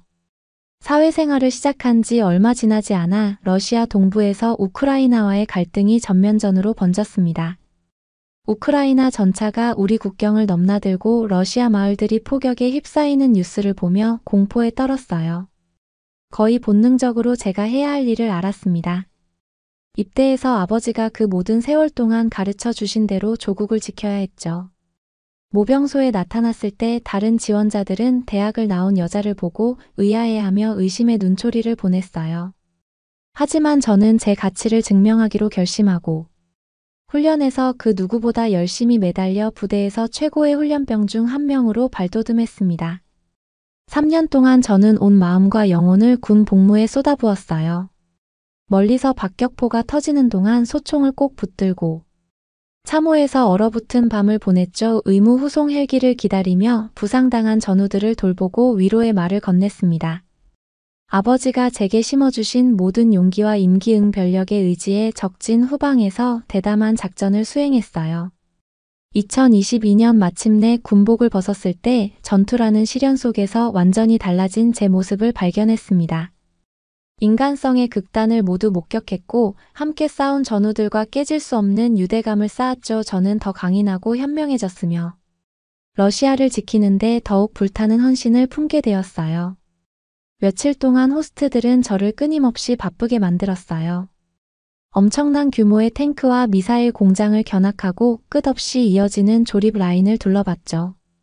새로운 드론 기술과 위성 시스템의 설계도를 살펴보고 복잡한 사양에 현기증이 났습니다. 전문 용어가 빠르고 사납게 오가는 지정학적 전략에 대한 빽빽한 파워포인트 프레젠테이션을 듣기도 했어요. 이 모든 과정에서 중국의 웅장한 야망과 실상 사이의 미묘한 불일치 막연한 불안감을 떨칠 수가 없었습니다. 국방산업의 순수한 생산 능력은 경이로웠지만 대부분의 기술은 서구 설계의 모조품 같았어요. 그리고 동료들의 표면적 예의 아래에는 관료주의 부패 국수주의적 열정의 압류가 흐르고 있어 경계심이 들었죠. 그래도 개방적인 마음가짐을 유지하고 배울 수 있는 모든 것에 집중하려 노력했어요. 수많은 메모를 하고 사진을 찍으며 만난 모든 사람들에게 날카로운 질문을 던졌죠. 저녁에는 호텔 방으로 돌아와 도면과 통계 자료를 살펴보느라 머리가 핑핑 돌 정도였어요. 중국 파트너 몇 명이 만리장성을 보러 가자거나 실크마켓에서 쇼핑하자는 제안이었죠. 하지만 정중히 거절하고 주어진 임무에 집중했습니다. 저는 러시아의 대표로서 왔고 다가올 위협에 맞서 우리나라 방위력의 이점을 찾을 정찰병이었으니까요. 관광은 다음 기회로 미뤄둘 수 있었습니다. 일주일이 지나면서 호스트들은 조금씩 전문가적 겉모습을 내려놓기 시작했어요. 화려한 식당에서의 호화로운 연회에서 간부들은 별난 요리와 독한 바이즈로 저를 대접하면서 술에 취해 얼굴이 붉어지고 웃음소리가 커졌죠. 한 남자. 통통한 부사장이 테이블 밑으로 제 무릎을 어설프게 토닥였어요. 술 냄새가 진동하는 그의 숨결이 불쾌하고 끈적거렸습니다. 일을 배우러 왔으니 재미있게 지내자며 저에게 이상한 말을 하더라고요. 저는 그의 손길에 몸이 굳어지며 전투 본능이 꿈틀거렸어요. 하지만 소동을 피우는 건 임무를 망칠 뿐더러 고국에 있는 동료들을 곤란에 빠뜨릴 거란 걸 알았죠. 그래서 재빨리 남자의 손을 떼어내고 화장실에 가야 한다며 술자리를 빠져나왔습니다. 식당 밖에서 저는 차가운 밤 공기를 들이마셨어요. 주변의 사람들과 콘크리트 건물에 짓눌린 듯한 기분이 들더라고요. 조국의 드넓은 공간이 그리웠습니다. 충동적으로 상하이 거리로 나섰어요. 웅장한 수도를 제대로 돌아다녀 본 적이 없었지만 상관없었습니다. 구불구불한 골목길과 북적이는 야시장을 배회했죠. 네온사인과 인파가 어지럽게 소용돌이치는 게 머리를 어지럽게 만들었어요. 특히 어둡고 좁은 골목으로 접어들었을 때 앞쪽에서 갑자기 소란이 일었습니다. 호기심에 이끌려 소리가 나는 쪽으로 살금살금 다가갔어요. 그늘에 몸을 숨긴 채 지켜봤죠. 그런데 그곳에서 죽은 듯이 깜빡이는 백열등 불빛 아래 거칠어 보이는 남자들이 낡은 밴 뒷칸에 상자를 싣고 있었어요. 보고 있자니 한 남자가 쇠 지렛대로 상자를 하나 열더니 번쩍이는 스마트폰 더미를 꺼냈습니다. 하지만 뭔가 이상했어요. 조잡하게 만들어진 것 같았거든요. 순간 저는 목격한 게 불법 모조품 거래라는 걸 깨달았죠. 상하이 한복판에서 말이에요. 바로 그때 한 깡패가 고개를 들어 제 눈과 마주쳤습니다. 그는 빠른 중국어로 뭐라 소리치며 저를 가리켰어요. 본능적으로 뒤돌아 골목을 내달렸죠. 심장이 목구멍까지 차오르는 게 느껴졌습니다. 하지만 그들은 제가 예상한 것보다 재빨랐어요. 순식간에 둘이 저를 따라잡더니 강인한 손으로 제 팔을 움켜잡았죠. 아버지가 가르쳐주신 모든 더러운 격투 기술을 동원해 발등을 사정없이 밟고 팔꿈치질을 해댔습니다. 그런데도 공격자들은 꿈쩍도 하지 않고 저를 대기 중인 밴으로 끌고 갔어요. 공포가 하얗게 달아오르며 제 상황이 얼마나 심각한지 깨달았죠. 중국에서의 인신매매와 강제노역에 대한 암울한 통계가 머릿속을 스쳤어요. 해외 여성들이 지하세계로 흔적도 없이 사라진다는 이야기들 말이에요. 납치범들에 맞서 발버둥을 쳤지만 그들의 소나기는 꿈쩍도 하지 않았습니다. 절망에 빠져들려는 찰나 제 시야의 가장자리에서 갑자기 소동이 터졌어요. 검은 옷을 입은 왜소한 체격의 사람이 마치 허공에서 나타난 것처럼 유려한 몸놀림으로 훈련된 전사의 야수적 움직임을 선보였죠. 발차기와 주먹이 번개처럼 날아들었고 저를 붙잡았던 두 공격자가 더러운 보도블록에 풀썩 쓰러졌습니다. 구조자가 제게로 몸을 돌리자 그제서야 그의 얼굴을 똑똑히 볼 수 있었어요. 아시아인으로 날카롭고 잘생긴 이목구비의 모든 것을 꿰뚫어보는 듯한 날카로운 눈매를 가지고 있었죠.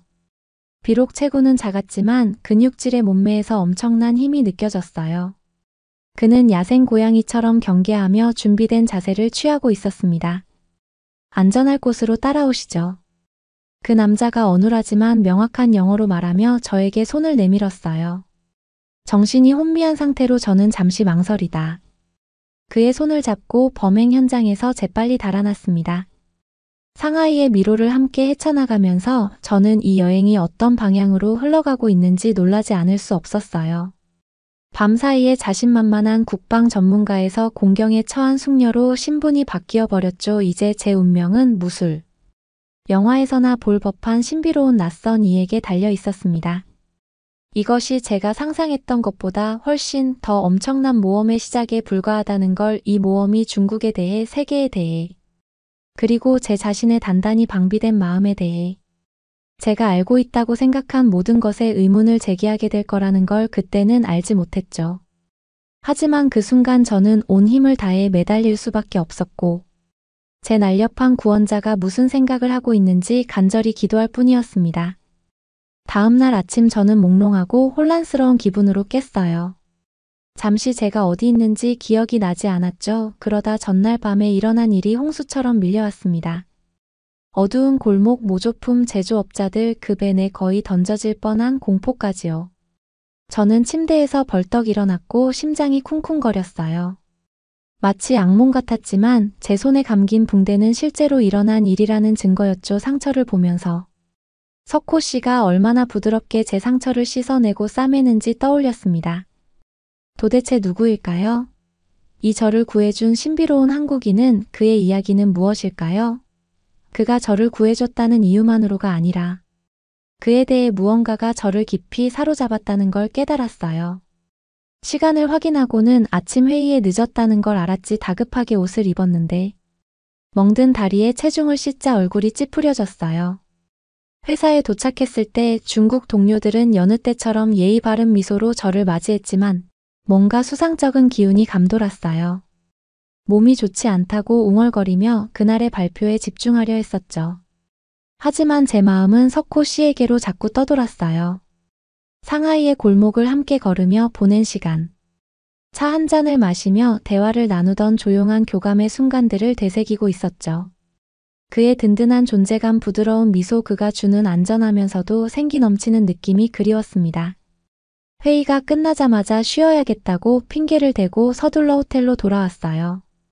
하지만 제 방으로 가는 대신 로비를 지나 북적이는 거리로 나섰죠. 어디로 가는지 몰랐어요.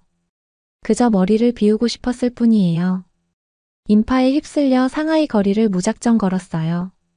현대적인 고층 빌딩 사이에 옛 사찰들이 자리 잡고 이국적인 과일과 향신료로 가득한 색색의 시장을 보며 감탄했죠. 잠시나마 근심을 잊고 낯설고도 생기 넘치는 이곳의 풍경에 빠져들었습니다. 해가 저물기 시작할 무렵 완전히 길을 잃었다는 걸 깨달았어요.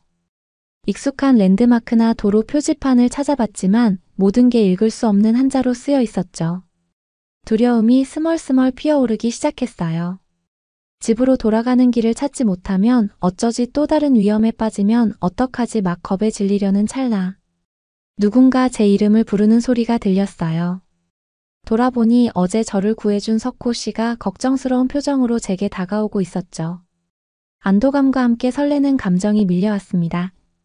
제시카 씨, 그가 다가오며 말했어요. 걱정했어요. 괜찮으세요? 저는 고개를 끄덕이며 갑자기 부끄러워졌어요. 괜찮아요. 조용히 대답했죠. 그냥 잠깐 밖에 나올 필요가 있었어요. 머리 좀 식히려고요. 그는 이해한다는 듯 고개를 끄덕였어요.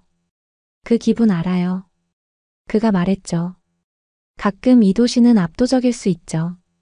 특히 처음 와 보신 분이라면요. 우리는 나란히 걷기 시작했고 조용히 대화를 나눴어요. 그 어느 때보다도 그에게 제 속내를 털어놓고 있는 제 자신을 발견했죠. 러시아에서의 유년 시절, 아버지의 엄격한 군인 교육, 제가 복무했던 시간들에 대해 이야기했어요. 세상의 변화를 일으키고 싶다는 꿈, 제 지식으로 조국을 지키고 싶다는 열망에 대해서도 털어놨죠. 그러자 석호 씨도 자신에 대해 조금씩 털어놓기 시작했어요. 원래 한국 해군 특수부대 UDT 출신이었다고 하더라고요. 강인한 훈련을 견뎌내고 북한의 위협에 맞서 싸웠던 이야기. 전역 후 한중 무역회사에 들어가 실력을 인정받아 주재원으로 상하이에 파견되었다는 말까지. 비록 체구는 작았지만 용맹한 정신과 놀라운 신체 능력을 가진 석호 씨, 우리는 자연스레 서로에 대한 호감을 느끼게 되었어요. 우리는 걷고 또 걸으며 이야기를 나누다 보니 어느새 조용한 공원에 도착해 있었어요. 작은 연못이 내려다 보이는 벤치에 앉아 노을이 물결 위로 주황색과 분홍색 빛을 들이우는 모습을 바라봤죠. 중국에 도착한 이후 처음으로 평온함이 밀려오는 걸 느꼈어요. 석호 씨를 바라보자 그는 이미 저를 응시하고 있었어요. 강렬하고도 탐색하는 듯한 눈빛이었죠. 한동안 우리는 그저 서로를 바라보기만 했어요. 그 사이로 묘한 기류가 흐르는 게 느껴졌죠. 그러더니 석호 씨가 천천히 손을 뻗어 제 손을 잡았어요. 그의 손길에 따스함이 전해졌고 온몸에 전율이 일었어요. 그 순간 우리 사이에 특별한 무언가가 싹트고 있다는 걸 직감했죠. 우정 이상의 감정, 사랑이었던 거예요. 그 후 며칠 동안 석호 씨와 저는 시간 날 때마다 함께 보냈어요. 그는 저에게 상하이에서 제일 좋아하는 장소들을 보여줬죠. 고즈넉한 사찰, 숨겨진 정원, 활기 넘치는 야시장까지. 우리는 시간 가는 줄 모르고 수다를 떨었고 서로에 대해 더 많이 알아갔어요. 석호 씨는 무술에 능할 뿐 아니라 예리한 전략가라는 걸 알게 되었죠. 강인한 군인 정신과 부드러운 내면을 동시에 지닌 저에게 완벽한 남자였어요. 그의 곁에 있으면 세상 무엇도 두렵지 않을 것 같았죠. 함께 보낸 시간이 얼마 남지 않자 점점 커져가는 아쉬움과 슬픔을 느꼈어요. 석호 씨와 이별하고 싶지 않았거든요. 차갑고 공허한 제 일상으로 돌아가고 싶지 않았죠. 이 행복하고 설레는 감정이 영원히 지속되길 바랐어요. 마지막 날 밤 석호 씨는 저를 한적한 공원에 초대했어요. 고풍스러운 정자에 앉아 맑은 달빛 아래 나직한 음악을 들었죠. 그리고 석호 씨가 제 양손을 꼭 잡더니 진지한 눈빛으로 속삭였어요. 제시카 씨, 사랑합니다. 당신과 함께라면 제 인생이 완벽해질 거예요. 국적도 인종도 다 뛰어넘어 이 마음 변치 않을 거예요. 러시아로 돌아가도 한국에 살더라도 영원히 당신 곁을 지키고 싶습니다. 눈물이 왈칵 쏟아졌어요. 석호 씨, 저도 당신을 사랑해요. 운명 같은 이 만남을 놓치고 싶지 않아요.